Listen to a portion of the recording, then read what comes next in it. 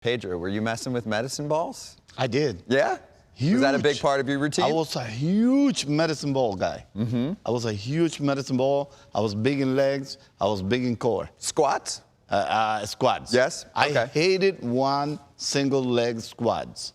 I would do lunges with weights in my hands and go, but single legs, it was like, wow, this is the one that really takes it out of me. That hurt, but you did it and it helped. But I did it, and it helps a lot. And especially with the medicine ball, you stay rotational.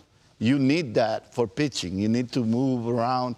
Remember, our body is always turning against the force that we implement. And normally, the cleats are designed for when you come down from here, you normally set your cleats in a 45-degree angle, and then they're designed to break the ground and force you to take yourself to a straight position towards the plate.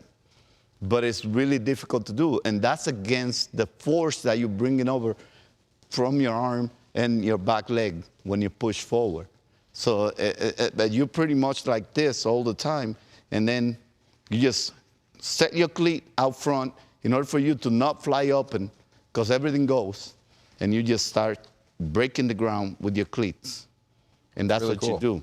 But the rotational area and the core area is really strengthened by the way you do core and you do the medicine ball. So that was cool, and we're hearing from Nestor Cortes where some of the added velocity comes this season. What else has stood out to you about the season for Cortes? I mean, he took the world by storm in the beginning of the year, especially when he looked like a top-end guy for the Yankees, surprising everyone in that. He explained it better than anybody, better than I could probably do. What he spoke about was the balance he has on the mound, how he's able to use his legs to go this way, that way, and then push forward. Some of the times it's just crazy. He loses his balance maybe, and like Devers, he had to go, but because it was a fastball, he was able to catch up to it. And sometimes if it was a breaking ball, he would probably bounce it or take it off with him. But the way he does it, it seems like it's so simple. See, this guy has the ability to do that. That was a slider. Pull it off. First pitch, yeah, I'm going this way with you. I'm going in and out. And then you're looking for probably another one of those changeups since I look so horrible, and I gave you the straight fastball middle in. Look at Devers. That is silly the way he did that. But I think he was able to do it because not only he has great balance on top of the mound, but he was also able to throw a fastball. See how he managed to quickly level off again the two shoulders to go forward, and using the slope of the mound to go down. Because of the balance he has on the back leg, he's able to level off and throw that fastball by Devers. But you need to have real good balance, practice a lot, and have strong legs in order for you to do that. And also, our duties as pitchers is to disrupt the timing of the hitter. I want to have you out front or way back. And that's what he does really, really well. And this kid is going to pitch for a long, long time in the big leagues. Being a lefty, being able to have the feel for pitching, not intimidated, off the charts when it comes to IQ. And understanding the feel for the game is one of the most critical things that he does. And he does it really, really well. So this kid is not a surprise that he's having success, especially in a team like the Yankees. They're going to give him support.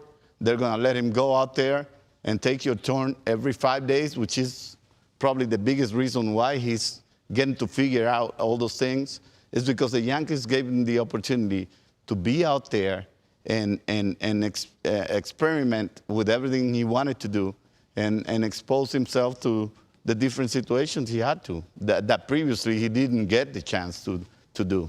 And humble, too. Yeah, I'll give you three things on Nestor real quick. Number one, he's able to do all those different deliveries, sort of like Orlando Hernandez, and be able to throw all of his pitches off of those different deliveries. That's important because if you're always dropping down and a fastball is coming out of your hand, guess what? Hitters figure that out really quickly. So you have to throw all your pitches from all those different spots. The other thing, as a lefty, he pitches inside to righties as much as any left-handed pitcher. Fearless, because his command is so good getting the ball in. He throws as many high cutters into righters. I'm talking about above their hands than anybody I've seen. And he's fearless. And the last thing is he's fearless because he has so much fun. What you saw with D-Row in the studio is what you see right here at Yankee Stadium on the mound. Nothing changes. He is the kind of guy we all were as kids, said, man, if I ever played in the big leagues, I'd have so much fun. That's exactly what he's doing. You see in the course of a game, talking to people, laughing, smiling, having fun. This guy loves what he's doing, and it shows the way he pitches. And he said, I almost fell. Like he didn't go, I meant to do that. I mean, but you know what? It worked. You know what he does really well is he's able, and this is something we cannot say about everybody else. He's able to do this, do that, and do this. East, west, north, south. And that's what I was talking about when it comes to pitchability, to figuring out what you can do on top of the bump.